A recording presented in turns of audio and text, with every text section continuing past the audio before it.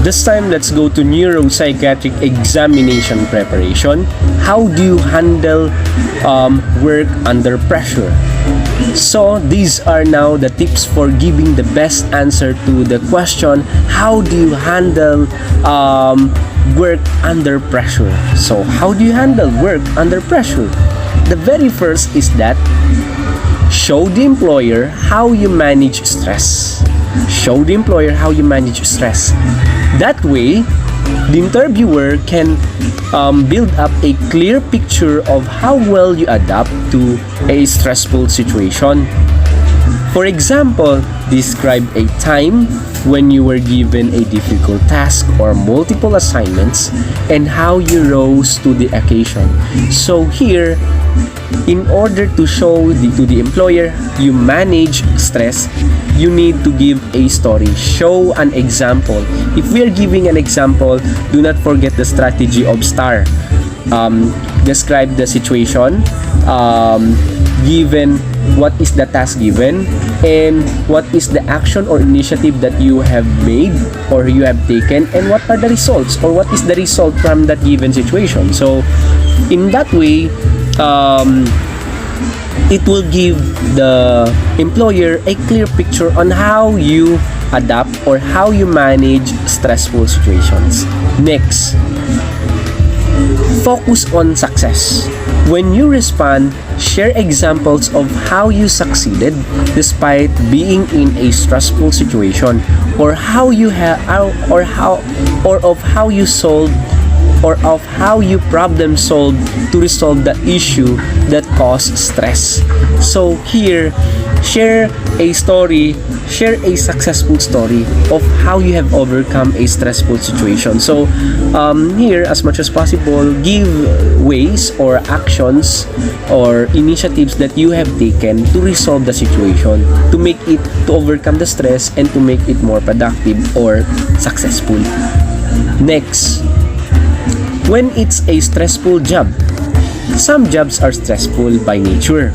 If you're applying for a high-stress job, be sure to let the interviewer know that you're used to working under stress and that's part of your normal routine. So here, it's a mindset already. You need to set your mind that stressful is already innate or in nature. It's already integral to the job. It's already integral to the work that we are applying for. And make it as an attitude that it's already part of your normal routine. You are already used to it. Here, you can set also a brief examples or brief situations that you have experienced that that shows it's already a normal routine, diba? It's already a normal routine, that stress is already part in your job. So show some situations, show series of situations that is already a normal routine to you. What not to say? Don't mention an issue you created. Don't mention an issue you created. Avoid mentioning a time when you put yourself in a needless stressful situation.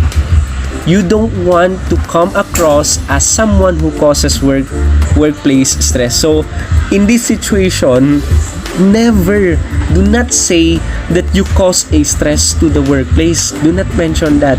Okay, because there are times we cause stress to the other, we cause stress to our workplace, but here in this interview, do not mention that.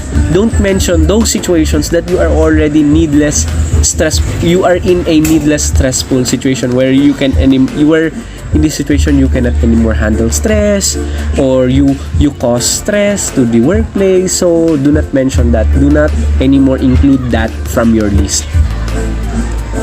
Next, don't say that you were really stressed. So, you can say, I am stressed, but in a good sense, in a good manner, positively, but do not say that you are really stressed.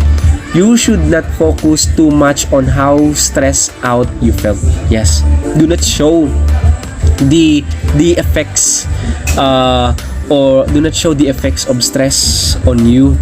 to the interviewer. Do not show to the employer that you felt stress in that situation. No, limit your answers. So limit only to those limit star situation, describe the situation, the task given, the actions that you have made, and the result. Your result is or how you have handled that. Do not show or do not tell to the interviewer that you feel stressed, that you negatively accept the stress. No, don't show that. While you should certainly admit that stress happens normally, yes, stress happens normally. It's inevitable, unavoidable. Try to emphasize how you dealt with that stress rather than how much it bothered you. Yes, as much as possible, emphasize how you have dealt, how you have managed stress. Do not for short, show to the interviewer or to the employer that it gives you positively, not negatively, diba? It shows positively but not negatively. So now let's go to possible follow-up questions. Try to answer this already as part of your practice. If you are asked the question, how do you handle stress, or how do you handle work under pressure? So you answer it already you must answer it. I suggest that you must answer it with using the STAR technique, and there will be a possible questions. These are the questions. What type of work environment do you prefer? Diba?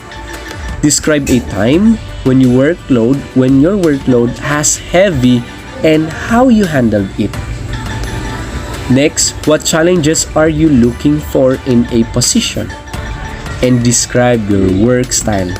So, try already to answer how do you handle work under pressure, or how do you handle stress. Then try also to answer these questions, these possible follow-up questions. This will really help you as part of your preparation. It can be in your neuropsychiatric examination or in search of job, in search of employments. So these are the tips in giving possible answers, and these are the nature on how to understand these questions and what the interviewer wants to know. So tell me about how you work effectively under pressure. This is one of the samples of behavioral job interview questions.